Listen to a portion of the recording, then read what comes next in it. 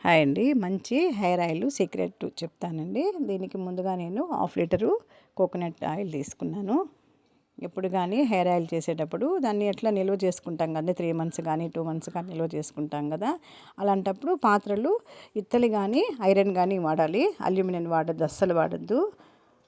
దీనికి 1/2 లీటర్కి 50 ml ఆముదం తీసుకున్నాను. ఆముదము హెయిర్ థిక్గా రావడానికి చాలా బాగా యూస్ అవుతుందండి. ఈ రెండు వేసిన తర్వాత ఆయిల్ బాగా వేడవ్వాలి. అది కూడా మీడియం ఫ్లేమ్ మీదే చేసుకోవాలి.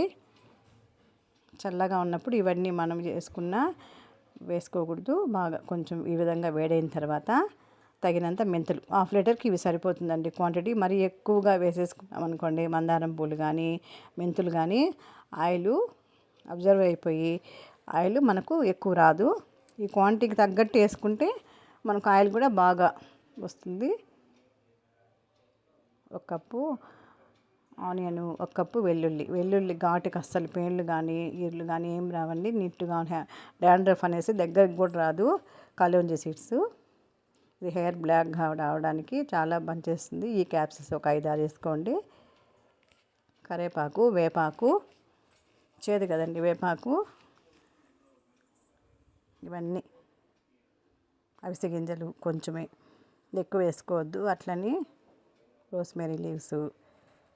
ఇవి ఆయిల్ ఎప్పుడు కానీ హెయిర్కి పైన రాసేసుకుంటారు. అలా కాకుండా మాడుకు బాగా పట్టించి మసాజ్ చేసి నైట్ అంతా ఉండి మార్నింగ్ స్నానం చేసుకుంటే హెయిర్ బాత్ చాలా మంచి రిజల్ట్స్ కనిపిస్తాయండి. ఎప్పుడు కానీ 45 days వాడాలి.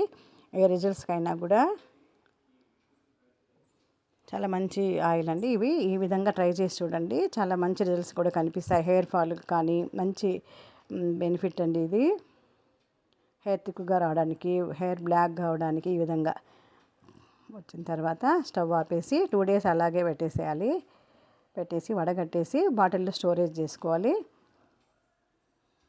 డాండ్రఫ్ ఉన్న వాళ్ళకైతే మంచి ఆయిల్ అండి ఇది, చాలా బాగా పనిచేస్తుంది. బాగా మాడుగు పట్టించి గోరువెచ్చగా చేసుకుని పట్టించండి, ఇంకా మంచి రిజల్ట్స్ కనిపిస్తాయి. ఈ విధంగా ట్రై చేయండి. బాటిల్లో స్టోరేజ్ చేసుకోవాలి. 3 months అని నిల్వ ఉంటుంది కాబట్టి దీన్ని ఇత్తడి పాత్రలో చేసుకోండి. చాలా బాగా పనిచేస్తుంది హెయిర్స్కి. చిన్నపిల్లల దగ్గర నుంచి పెద్దవాళ్ళ వరకు అప్లై చేసుకోవచ్చు బాగా.